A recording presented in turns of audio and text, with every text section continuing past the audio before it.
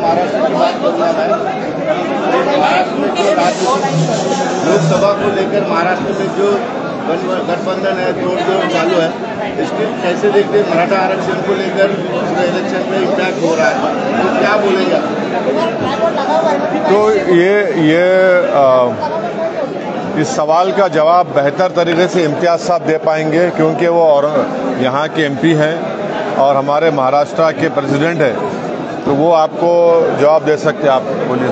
ठीक है, आप जो आपसे जानना चाहते हैं हम लोग कि आपको महाराष्ट्र बाहर से महाराष्ट्र की राजनीति कैसे दिखती है? मुझे ये दिख रहा है कि इंशाअल्लाह इस पार्लियामेंट कॉन्स्टिट्यूंसी से 5 साल पहले यहाँ की आवाम ने, जनता ने बिला लिहाज समुदाय को देखे, मज़हब को देखे, कास्ट को देखे, एक हिस्टोरिकल कामयाबी इम्तियाज़ जलील साहब को दी है। और मेरी नज़र में इम्तियाज़ जलील साहब ने बहुत बेहतरीन तरीक़े से औरंगाबाद की जनता की खिदमत की, उनकी तकालीफ को, उनके मसाइल को पार्लियामेंट में उठाया। पार्लियामेंट के बाहर भी उन्होंने कोशिश की, जैसा आज एक PIL में खुद वो जाकर कोर्ट में बहस किए। और इम्तियाज़ साहब को ये था कि सिर्फ कोविड के 2 साल तो उसमें ख़राब हो गए, पूरे देश में कोविड था, तो जो लिमिटेड 3 साल का टाइम इम्तियाज़ साहब को मिला, उनका परफॉर्मेंस बेहतरीन था, एक्सेलेंट परफॉर्मेंस था। और मुझे यकीन है कि यहाँ की जो जब मतदान होगा 13 मई को, यहाँ पर जितने वोटर्स हैं वो दोबारा औरंगाबाद को कामयाब करेंगे, यहाँ की जनता को, यहाँ की कॉन्स्टिट्यूंसी को कामयाब करेंगे, क्योंकि ये जो प्यार मोहब्बत का जो माहौल यहाँ पर मजबूत हुआ है और उसी को लोग आगे बढ़ाएंगे। डेवलपमेंट भी हुआ है, विकास का काम चल रहा है, तो मुझे यकीन है कि दोबारा इस पार्लियामेंट कॉन्स्टिट्यूंसी की आवाम इम्तियाज़ जलील साहब को अपना MP बनाकर उनको कामयाब करेगी। क्योंकि दूसरी जानिब जो पार्टीज़ है वो उनकी जो राजनीति है वो नफ़रत के ऊपर बनी हुई है। वो गलतफहमी फैलाना, गाली देना, दिलों को तोड़ना। इम्तियाज़ साहब उसके ऑपोजिट में काम किए, तो मुझे यकीन है कि इंशाअल्लाह अच्छा नतीजा आएगा और दोबारा इम्तियाज़ जलील साहब इस पार्लियामेंट कॉन्स्टिट्यूंसी के जनता के MP बनकर पार्लियामेंट में उनकी नुमाइंदगी और उनकी आवाज़ बनेंगे। कोई पार्टी अपना उम्मीदवार डिक्लेयर नहीं कर दिया, रिंगन में पहला पहलवान इम्तियाज़ जलील है, बाकी पहलवान आने पर। तो हमने तो इम्तियाज़ जलील साहब के कैंडिडेचर का ऐलान कर दिया और दूसरी पार्टीज अभी देख रही है। ठीक है, उनका प्रेरोगेटिव है, मगर हम तो अपना काम शुरू कर चुके हैं और पूरी जनता का आशीर्वाद, पूरे गरीब और ज़ईफ़, बुज़ुर्ग, हमारी माताएं, बहनें, नौजवान, सबका साथ है और इंशाअल्लाह ज़रूर इम्तियाज़ साहब यहाँ से दोबारा MP बनकर कामयाब होंगे। कोई गठबंधन हो रहा है या किसी से बात हो? तीसरा सवाल हो गया आप एक अकेले से। नहीं, मैं 13 से बढ़ के नहीं जाऊंगा, 3 हो गए।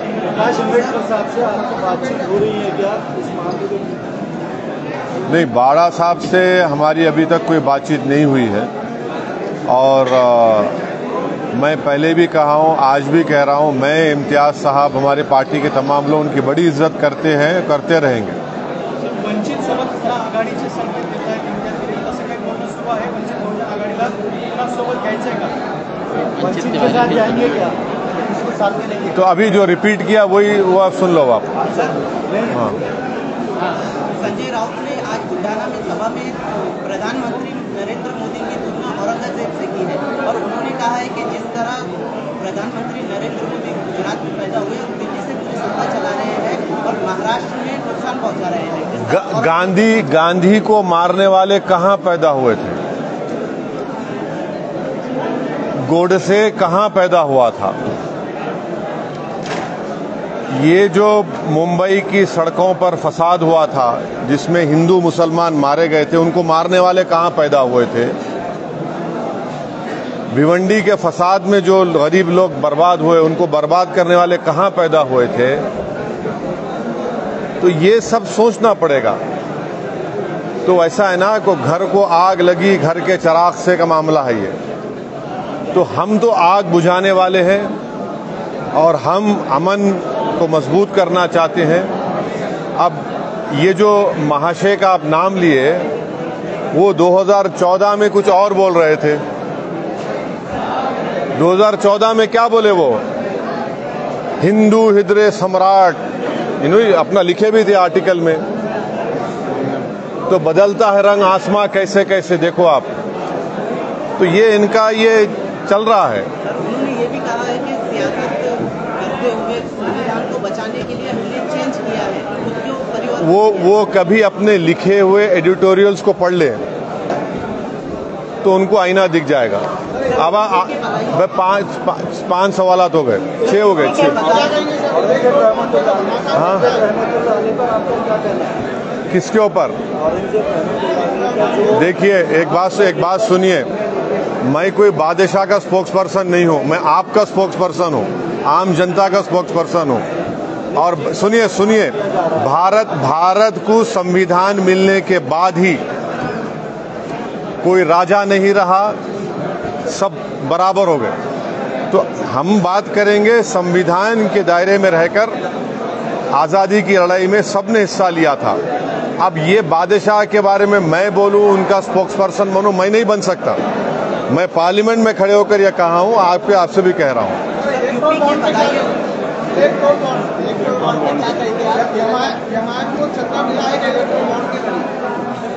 ये अभी मैं इम्तियाज साहब जो है ना, ये जितने बड़े कंपनी के लोगों ने 8,000 करोड़ मोदी जी को दिया, 1700-1800 करोड़ कांग्रेस पार्टी को दिया, 1500 करोड़ के करीब ममता बनर्जी को दिया, 1100 करोड़ के करीब बीआरएस पार्टी को दिया, डीएमके को दिया, समाजवादी पार्टी को दिया, बीजू जनता दल को दिया, आरजेडी को दिया। मगर इन तमाम लोगों में ये जो खरीदार थे, ये बिकने तैयार हो गए। खरीदार इनको खरीद लिया और हमारी बैड लक बोलिए या गुड लक बोलिए, हमको एक पैसा नहीं मिला, मगर फिर भी हमारे गले में सांप है बी टीम का। ये तमाम के तमाम बिकने तैयार हो गए, बड़ी जो बोली लगाया। अच्छा, हैरत की बात यह है कि आप और हम जानते कि गरीब बर्बाद होता, किसान बर्बाद होता किसमें? लॉटरी में। लॉटरी देने वाला 1300 करोड़ रुपए देता है। क्या है भाई, ये तो इनकी लॉटरी उठ गई। अच्छा, कोई भी जो दिए, इतने बड़े बड़े जो सेठ लोग दिए, सेठ लोग तो फ्री में नहीं दिए ना। सेठ लोग ये बोल के नहीं दिए कि मेरी माँ मर गई, मेरा बाप मर गया, मेरा भाई मर गया, मेरा बेटा मर गया, उसके लिए दे रहा हूं। सेठ लोग इसलिए दिए कि आपको अगर 100 करोड़ का बॉन्ड मिला तो सेठ बोला कि सेठ उसमें एक 0 बढ़ा के मेरे को काम देना। फ्री लंच नहीं है। 100 करोड़ दिए, 1000 करोड़ का उनको फायदा हुआ। कोई 300 दिया तो 3000 करोड़ उसको दिए। इसको ये क्विड प्रो क्यो जो बोलते सब सबको हुआ है। तो ये इलेक्टोरल बॉन्ड को सुप्रीम कोर्ट ने अनकॉन्स्टिट्यूशनल करार दिया, सही करार दिया। मगर जब अनकॉन्स्टिट्यूशनल करार दे दिया गया और हमारे देश के प्रधानमंत्री ने बार बार ये बोलते ना खाऊंगा ना खाने दूंगा, जो खाए हैं उनसे वसूल करूंगा, या तो खा के हजम करके डकार ले रहे। आप बताओ, 8000 करोड़ रुपये, 8000 करोड़, यानी मिनिस्ट्री ऑफ सोशल जस्टिस का भी बजट इतना नहीं है, उतना बजट नहीं है। तो इलेक्टोरल बॉन्ड जो है, इसमें इस हम्माम में पूरे पार्टियां नंगे सिवाय एमआईएम पार्टी के। हाँ, इंडिया में सबसे ज्यादा इलेक्ट्रॉल बॉन्ड जिसने खरीदा वो आपके तेलंगाना से आते मेगा इंजीनियरिंग 80-90% तेलंगाना जो बॉन्ड खरीदे ना पूरे हैदराबाद में है, और हैदराबाद के एमपी को सुक्का मार दिए। आने पूरे के पूरे तालाब से पानी लेके चले गए, हम ही प्यासे रह गए। अने ऐसी क्या बात है कि हमको खरीद नहीं सके? आप सोचो बात, हमको खरीद नहीं सके, ये सब के सब बिक गए। देखो आप, सर यूपी के बदायूं में 2 बच्चों का मर्डर होता है, उस इल्जाम में एक जाकिर नामी शख्स को एनकाउंटर में मारा जाता है। देखिए वो जो वाकया हुआ है वो एक क्रिमिनल वाकया है और उसकी हम स्ट्रांगेस्ट वर्ड्स में उसका कंडेम करते हैं कि मासूम बच्चों का कत्ल करना ये कोई इंसान नहीं कर सकता और इस तरह से उनको कत्ल करना, उनको मारना, हम उसका कंडेम करते हैं। और हम फिर से कह रहे हैं कि जब तक कोर्ट्स हैं, अदालत है, कानून है, तो कानून से उनको पनिशमेंट दिलाओ। आप रूल ऑफ लॉ से देश को चलाइए, रूल ऑफ गन से मत चलाइए। मगर वो जो ट्विन मर्डर हुए, हम उसका स्ट्रांगेस्ट पॉसिबल वे में उसका कंडेम करते हैं। हाँ, अभी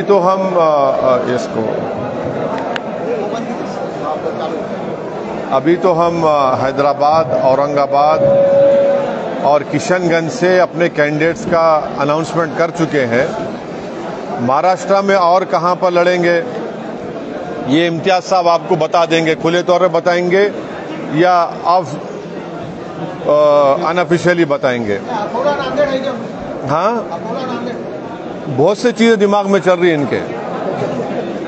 तो बिहार के ताल्लुक से भी अख्तरुल ईमान साहब और यूपी के ताल्लुक से हमारे शौकत साहब बताएंगे। आप हिमाचल प्रदेश जाते हैं, बीजेपी में जाते हैं, उसके बाद वो अच्छे तरह से काम करने लग जाते हैं। अभी राज ठाकरे जी अमित शाह से मिलने गए, वो मेरे क्या करना है, किससे ही मिले जाके, मैं क्या बोलूं उस बारे में।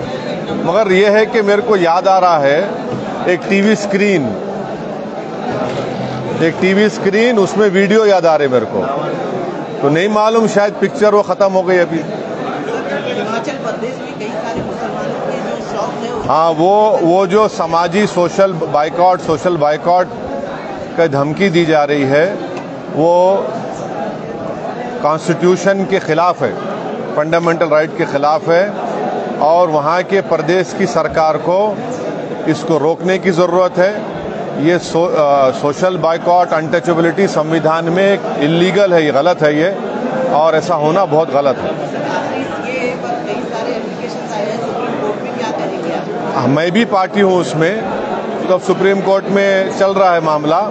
मगर मैं ये बताना चाह रहा हूँ कि CAA को आपको NRC और NPR से जोड़ के देखना है। हमने जब मैं और इम्तियाज जलील साहब ने उस बिल को फाड़ा था और हमारी पार्टी की तरफ से हमने कहा था कि CAA को अकेला मत देखिए, आप NPR NRC बनाएंगे, तो उस वक्त के होम मिनिस्टर और अभी होम मिनिस्टर अमित शाह ने कहा था कि OECD इस देश में NPR NRC आएगा, हमारे मैनिफेस्टो में ये बात शामिल है। तो आप लोग तैयार हो जाइए, अपने दादा का बर्थ सर्टिफिकेट निकलवाइए, मीडिया के लोग आपके दादा का बर्थ सर्टिफिकेट निकलवाइए, क्योंकि NPR NRC होगा तो उसमें जैसा यहाँ पर ये कौन सा इलाका है ये? रशीदपुरा। ये रशीदपुरा में यहाँ का ऑफिसर यहाँ की लिस्ट बनाएगा नामों की, और नासिर सिद्दीकी के नाम को कोई डाउटफुल बोल देगा तो इनके ऊपर बर्डन ऑफ प्रूफ होगा कि इनको बताना पड़ेगा। और इस देश में खाली 5% लोगों के पास पासपोर्ट है, ओनली 5%। आधार कार्ड आप लोगों ने है? आधार कार्ड जाके घर को देखो, पीछे लिखा हुआ है कि वो भारत की सिटीजनशिप का प्रूफ नहीं है। तो ये लोग बीजेपी, अमित शाह, नरेंद्र मोदी देश को गुमराह कर रहे हैं। इनका असल मकसद ये है कि CAA को लागू करके NPR NRC कराई जाए, ताकि इसमें अल्पसंख्यक समाज को अपने ही देश में परेशान कर दिया जाए। मेरा एक ही क्वेश्चन है कि क्या जब ये अभी जो अरुणाचल प्रदेश के मिनिस्टर थे, क्या नाम उनका, अभी जो मिनिस्टर है, हाँ नहीं वो आसाम, उन्होंने रिटर्न जवाब दिया था पार्लियामेंट में 2014 में कि NPR NRC होगा। अभी आसाम में जो NRC हुआ उसमें 19 लाख लोग के नाम नहीं आए, जिसमें से 11 लाख हमारे हिंदू भाई बहन हैं। उनको आसाम का मुख्यमंत्री बोलता है कि उनको हम CAA से सिटीजनशिप दे देंगे। वो जो 1 लाख 1.5 लाख मुस्लिम माइनॉरिटी है उनको क्या करना पड़ेगा, उनको फॉरेनर्स ट्रिब्यूनल में केस लड़ना पड़ेगा। हम कभी भी बांग्लादेश, पाकिस्तान, अफगानिस्तान से जो हिंदू भाई, सिख भाई आ रहे हैं, ईसाई आ रहे हैं, उनको सिटीजनशिप देने के खिलाफ नहीं रहे। बीजेपी ये बता दे कि क्या उनको सिटीजनशिप नहीं दे सकते थे? दे सकते थे। और फिर ये जो इनका जो मामला है कि हम बांग्लादेश, पाकिस्तान, अफगानिस्तान के लोगों की मदद कर रहे हैं, भाई श्रीलंकन तमिल्स का क्या होगा? श्रीलंकन तमिल्स भी है, टिबेटियंस भी है, हाँ नहीं, उनका आप क्या करेंगे? अच्छा, जो जिनको आप सिटीजनशिप देंगे, मिसाल के तौर पर पाकिस्तान से हमारे हिंदू भाई आ गए, उनको दलित स्टेटस मिलेगा नहीं मिलेगा? उनको रिजर्वेशन मिलेगा नहीं मिलेगा? और फिर ये कट ऑफ डेट क्या लिखे? 2014, यानी उसके बाद उनके पर कोई प्रोसिक्यूशन नहीं होगा क्या? तो ये मकसद क्या है कि देश में एनपीआर एनआरसी करो और यहाँ के गरीबों को, शेड्यूल ट्राइब को, शेड्यूल कास्ट को और माइनॉरिटीज को परेशान करो। ये इनका असल मकसद है। अब की बार 400 के पार क्या बीजेपी का ये नारा सच में? हाँ, अब की बार 400 का बीजेपी का नारा है। अब की बार और यहाँ से इम्तियाज जलील सांसद, अब की बार मैं अब की बार फिर से इस बार इम्तियाज जलील कामयाब, दूसरी बार इम्तियाज जलील कामयाब। हाँ, अरे भाई तुम रोजा नहीं थे कि आज खाना नहीं खाना है तुमको? हैं क्या दबा के खा लिए यहाँ पे? और कुछ है? कुछ इंपॉर्टेंट सवाल है तो फिर हाँ, इंडिया आघाड़ी की सरकार बन सकती है कि 2000 भाई इनके पास जो है ना बॉन्ड का पैसा है, हमारे पास गरीब का साथ है, बस मजलूमों का साथ है, तो सच्चाई। हाँ, वो उनके पास भी है ना, बॉन्ड है उनके पास। सरकार बन सकती है कि हाँ, गवर्नमेंट बन सकती है कि वो अभी हमारे को हमारी फिक्र करना है। पहले हैदराबाद, औरंगाबाद, किशनगंज जहाँ के हम लड़ रहे, पहले हम कामयाब हो जाना। अभी सुनिए, ये हमारे को कामयाब हो जाने का है, कामयाब होने की कोशिश करेंगे। और रहा सवाल बीजेपी को रोकने का, तो यकीनन हम बीजेपी को रोकेंगे। कम्युनल फोर्सेस को रोकने का काम हम ही कर रहे हैं, हम करते रहेंगे। कोई पार्टनर नहीं होगा आपका? हाँ, आप जैसा साथी रहने के बाद पार्टनर की क्या जरूरत हमारे को? अब इलेक्शन नजदीक आ गए हैं, रसोई गैस और पेट्रोल की कीमतों में कमी हुई है। इसीलिए इस देश में 1 नेशन 1 इलेक्शन नहीं होना, हर 6 महीने इलेक्शन होना, तो गरीबों का फायदा होता ना। अब देखो आप, हाँ सही है, गरीबों का फायदा कैसा होगा? वरना पप्पा जी 5 साल के लिए बैठे रहेंगे, 4 साल के बाद डकार लेके बोलेंगे अरे जनता है अभी, अब चुनाव है तो पेट्रोल कम हुआ, डीजल कम हुआ, गैस कम हुआ। और 1 नेशन 1 इलेक्शन भारत के संविधान के फेडरलिज्म के खिलाफ है। इसके खिलाफ भी हम खुद जाकर वो जो कमेटी बनाई गई थी प्रेसिडेंट कोविंद साहब के, हम जाके बोले ये गलत है। आप कैसा विधानसभा, पार्लियामेंट, जिला परिषद, म्युनिसिपैलिटी, म्युनिसिपल चुनाव एक साथ करेंगे? भाई जनता के मुद्दा अलग होगा ना, जैसा यहां पर पीने का पानी का मुद्दा है, नेशनल में नहीं होगा। विधानसभा में करप्शन होगा, नेशनल में कुछ और होगा। तो 1 नेशन 1 इलेक्शन करा के तो पूरा बेसिक स्ट्रक्चर के खिलाफ है, ये फेडरलिज्म के खिलाफ है, ये गलत होगा।